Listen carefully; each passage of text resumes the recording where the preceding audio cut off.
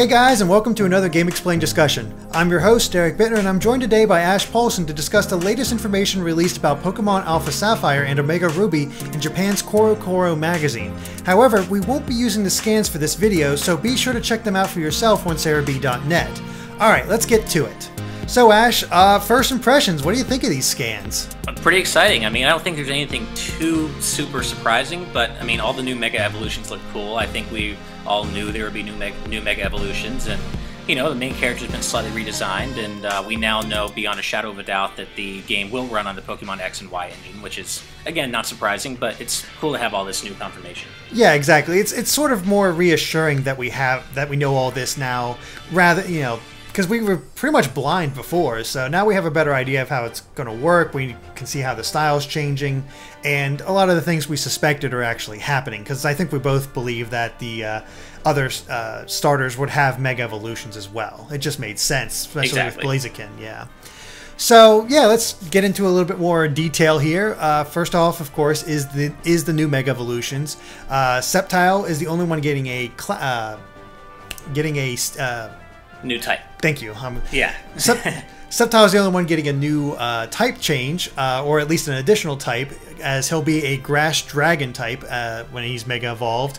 And Swampert and Diancie are both staying the same. However, we do know their abilities for the starters, being Lightning Rod for Sceptile and Swift Swim for Swampert, but we do not know yet what Diancie has. It's just being listed as question marks, so that's all there is to it. So, what do you think of these changes? These Mega Evolutions, I suppose. I think it's, I mean, they seem pretty natural. I mean, if you look at Mega Sceptile, he looks like he'd be a dragon type, so that seems pretty reasonable. I was never the biggest fan of Swampert to begin with, but, you know, I mean, I think he looks pretty cool, but I'm more focused on Swampert and, I'm sorry, on Sceptile, and especially Diancie. I think Mega Diancie looks really cool. Oh yeah, I think overall these are some of the best looking Mega Evolutions we've seen to date. Yeah. They just fit they look like they've gotten powered up. They don't look too ridiculous, and they just sort of work, I think. And yeah, I'm with you. Like I chose Sceptile as my starter back when I played Ruby and Sapphire, and yeah, I'm going to be doing the same here, same again, because I don't know. There's always been something about him that I just really liked, and I know that there's all these memes about you know, Marsh Tomp and Mudkip, all these memes about Mudkip and how he's popular. I never experienced it, so I never knew. Yeah. But it's interesting that they're giving Diancie a Mega form, because he was an event Pokemon, correct? Yeah, I believe so. So, you know, it's an event Pokemon is getting a Mega Evolution, which makes me think it'll be able to be caught in the normal game this time around. Yeah, I guess that, I mean, that could be the case, or that just means that it'll be exceptionally rare for people to get. You know, if it continues to be an event Pokemon, it just means that Mega Diancie will be even more rare. So I don't know if they're going to make it so that you can catch it normally, but that they don't usually have a history of doing that. You know, hard to catch Pokemon or event Pokemon usually stay that way. Yeah, it's very odd, because I guess they could just offer its Mega Stone as an event, another event for it, but I don't know, I kind of like the idea of them actually putting Mega Diancie in the game, because personally, I'm not a huge fan of event Pokemon, just because usually they're a pain to get. That's true. Just put them in the game so I can get all the Pokemon right away. That's all I want. Yeah.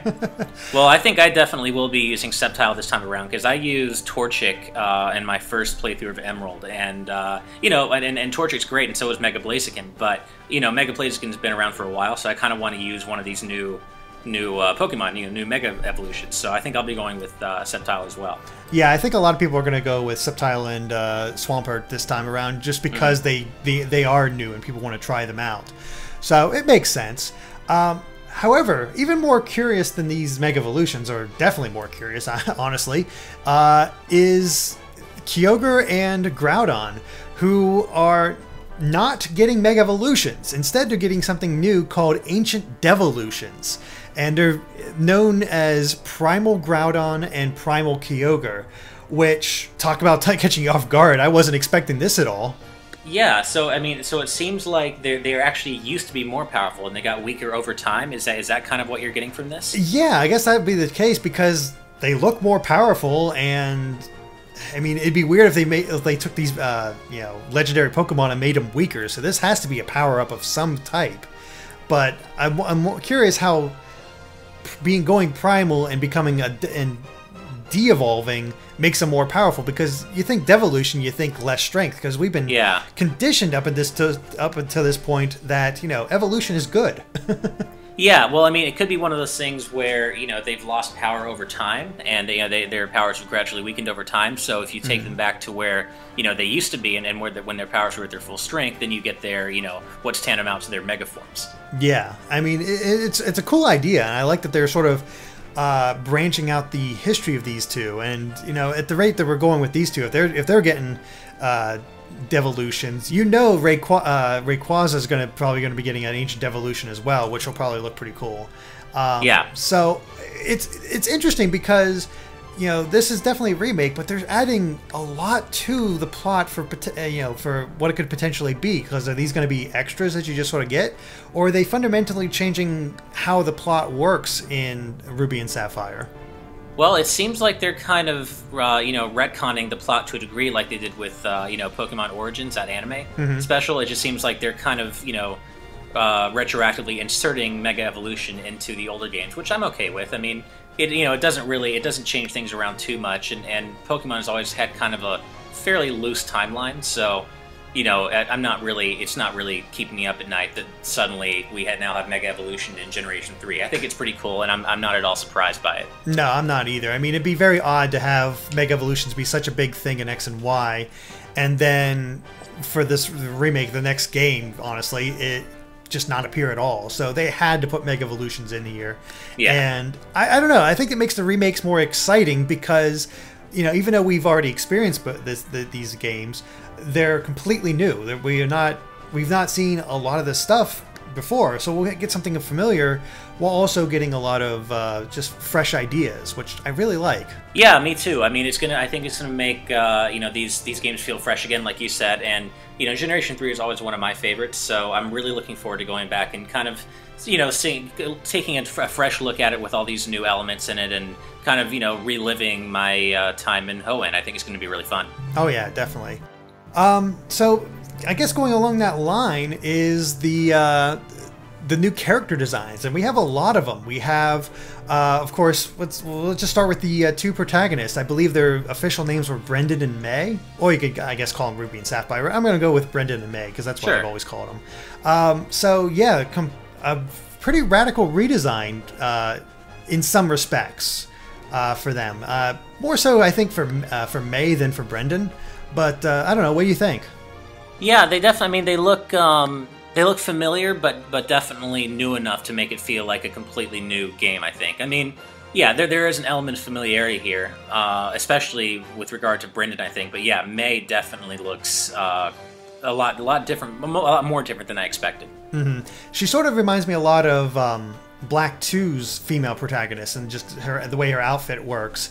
And I don't know, it kind of works. I kind of like the idea that they took her, I think it was sort of like a bandana, and made it more like a bow type thing. But it does bring out the fact that her hair is awfully weird. Yeah, it is. I mean, although it's not as, I don't know, it's not as weird as Brendan's hair. I never really liked the design of the male protagonist in Generation 3, and it hasn't really changed with this redesign. Actually, well, it kind of has. I think it's a lot more obvious now that thing on his head is actually a hat. That's true. Everybody thought, like even I thought, that his hair was white. And no, it's actually some weird type of hat. I guess sort of like Link's in a way. Yeah. Just have that little hood going down.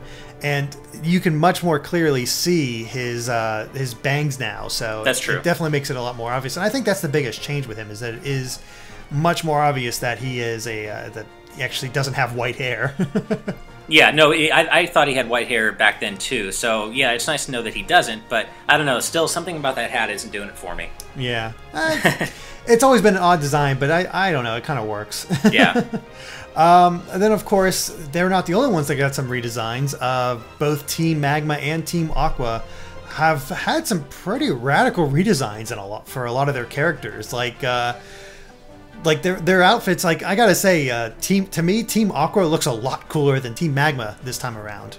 I totally agree. Team Aqua looks hardcore this time around. Like they're out for blood, and I think they look pretty cool. Team Magma just, yeah, they kind of look like your typical Pokemon, you know, evil team baddies. Team Aqua definitely stands out to me more. Yeah, they really got that pirate sense. They really went for that whole motif this time around, and the leader of Aqua, what's his name? I believe Archie. Yes, I think that's it. Yeah, Archie. I don't love his design. Just the open chest, the tattoo of the symbol on it. Yeah, like he looks really cool, and even his admins are just recognizable. I don't know, they just stand out, and I don't know. I can't say the same for Maxie and his admins. I don't know. They're fine, but they just seem kind of dull. Yeah, I agree. They're definitely a lot more subdued. Their designs are a lot more subdued. And yeah, no, I think Team Aqua definitely won out on the design phase this time around. Definitely. So, I don't know. I'm liking what I see as far as the character designs, but I guess the big question is still, well, not the big question, but a question is still whether or not the characters will be able to change their outfits again. I don't see why they would take that out. That seems like a fairly, I mean, it seemed like a fairly popular feature in Pokemon X and Y, so I don't really see why they'd take that out. Yeah, it really gave a lot of personalization to the character's trainer, which is always fun because it's your avatar. You want to make it unique to you. So all those clothing options, it was really cool. They might tone it down a little bit because these are such established characters, but who knows? Maybe they won't, and just really allow you to go all out. Maybe you'll actually be able to get yourself a different hat.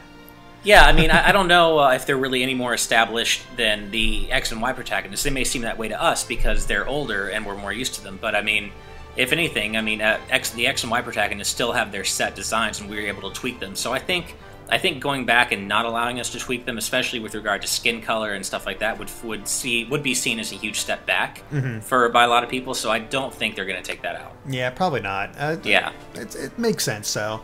I guess as far as characters are concerned, the last one we have is that Steven Stone is back, and this time he comes equipped with a Mega Charizard X. Now, I didn't quite remember Steven because I played the Emerald version, so he didn't show up quite as much and wasn't quite as memorable to me. And I found out the reason for that is because he was the champion in Ruby and Sapphire, but not in Emerald. So that explains why you met him, but he didn't stand out to me as much. But what are your thoughts about him being back, I guess? Was he a good character to you? Oh, yeah, I had the same experience, actually. I played Emerald and not Ruby and Sapphire, so he wasn't quite as memorable for me either. But, I mean, he's got a cool design. He looks like he's, champion caliber. So I guess the question is, we don't really, what capacity is he returning in? Is he going to be the champion, or is he going to be, wandering around again while Wallace is the champion? So... he definitely looks like an imposing figure, though, so I'd be fine if he ended up being the champion. I don't really... my guess, though, is that he will be, because these are clearly Ruby and Sapphire remakes, not Emerald remake, not an Emerald remake. So if an Emerald remake does come down the line, which we've heard rumors that it might, then maybe we'll have Wallace back then. But it seems to me he'll be the champion. Yeah, I'd almost prefer him being the champion than Wallace, because, I don't know, he looks cooler than Wallace to me. Yeah. I don't know, Wallace was... I don't know, it didn't really do much for me, but it was interesting, I guess, in a way. But I guess they're even adding a little bit more to him because I guess he's looking for the secrets of Mega Evolution. So they might combine his roles here where he wanders around and he's how you get the new Mega Bangle rather than the Mega Ring this time. And I guess that might be how they work Mega Evolution in, and then by the end of the game, you find out, oh yeah, I'm the champion, by the way. Yeah, I could see that totally being exactly what goes down. It wouldn't surprise me at all. I'd be down for it. Like, again, it's because I played Emerald, it'd be a completely new experience for me, and just keep things very similar, but also have a lot of changes in there that make the game fresh. And I don't know, I'm really liking the direction that I'm seeing this game going. So, do you think the Pokemon Me component's going to be back? I think it almost has to because of, if only just because of Sylveon. Because that's how you had to evolve Sylveon. So good point, yeah. Maybe it doesn't get unlocked right away, because I doubt they'll have Sylveon in the main game. But maybe it'll maybe you'll actually get the component later on, or they could keep it because I don't know, they made such a big deal out of the super training and the Pokemon and Me and X and Y. It'd be odd for it not to come back because they did so much with it, and even just the experience share was completely different in how it works. So yeah. It'd be very odd if they didn't keep those changes because they almost seem like something that should stick around at this point. That's true. I do wonder if they're going to keep the experience share the way it was in X and Y, just because I was a fan of it, but it made the game way too easy. Like, it completely screwed with the balancing of the trainers you faced, throughout the entire game. I mean, you got way too overleveled for most of your opponents. So I'm wondering if they're going to try to rebalance that, or if they're going to go back to the old experience share. It'll be interesting to see. I have a feeling they'll probably keep it the way it was, or maybe give you an option to switch it between classic and new.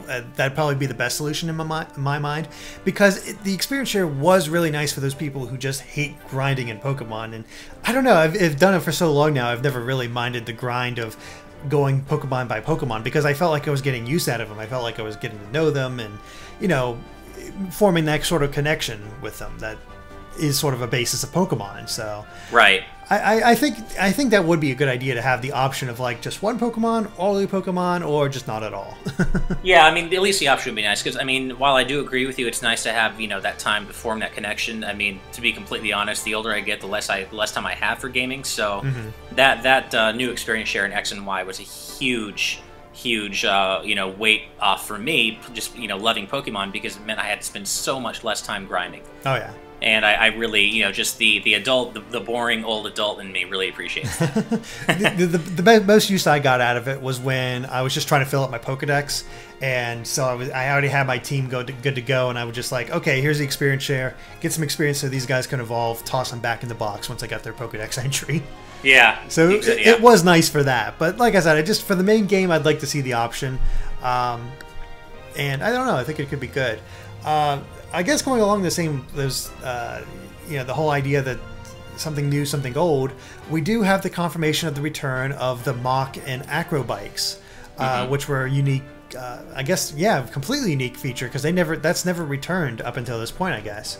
Right. I don't know. I used them a little bit, but I didn't. I don't know. I felt it was more of an annoyance for me than an actual good mechanic. But I mean, I don't know. What was your take on them? I kind of feel the same way. More than anything, I think I'd like to see the return of the rollerblades, because I had a lot of fun, or the roller skates, whatever they were, from X and Y. Those are really fun to control. They felt great, and they were a fun way to move around the world. So I found myself hoping that more than anything, those come back. Yeah, I guess that is a good point. I didn't even think about that. The whether or not the rollerblades would return, and once again, it's just one of those additions that feels like it should always be in there. Sort of like how once they introduced the running shoes, when they remade Fire Red and Leaf Green, the running shoes were in that game, even though of course they weren't in the original. Right. So I have a feeling the rollerblades will work the same way, where they will return, because they are a new movement option, and it just naturally puts them in. Yeah, that seems to be a fairly safe thing to assume. Yeah, I guess my hope for the Mach and Acro bikes is that they sort of do make them a little bit more interesting and useful, or required in some way. That at least give them a purpose. I guess sort of like how you could ride Pokemon in X and Y to get past certain points. Maybe they'll do the same thing, where you got to upgrade your bike or change your bike in order to get through this certain section. Yeah, at least make them a little more, make them more interesting in the context of the gameplay, and make them so that they don't feel quite as gimmicky. Yeah, I guess. Yeah. Yep. It definitely seems to be the case. But yeah, I don't know. Overall, I think this is a really cool update. I'm liking what I'm seeing. What do you think?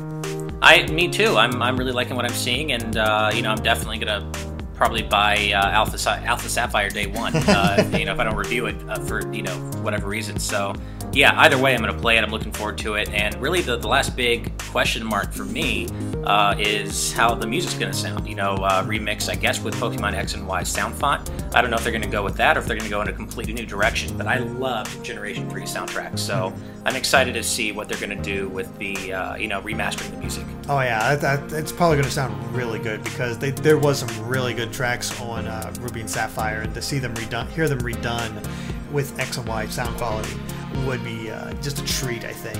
And, yeah. Yeah. And it's kind of funny. I'm looking at what I've seen so far. Yeah, I'm with you. I'm probably going to get Alpha Sapphire. Yeah. Because I'd always decided that, but I think just seeing what they have here and seeing Team Aqua's look is like, yeah, I think I want Alpha Sapphire more than exactly. Mega Ruby. Yeah, I've always, I think Kyogre's really cool. I think Groudon's really cool, but I've always been more of a Kyogre guy, so definitely. Alright guys, I think that covers everything for Alpha Sapphire and Omega Ruby. Thanks for watching. If you like this video, be sure to like us on Facebook or follow us on Twitter at GameXplain. And of course, keep an eye on GameXplain.com for more on Pokemon and other things gaming too. Bye.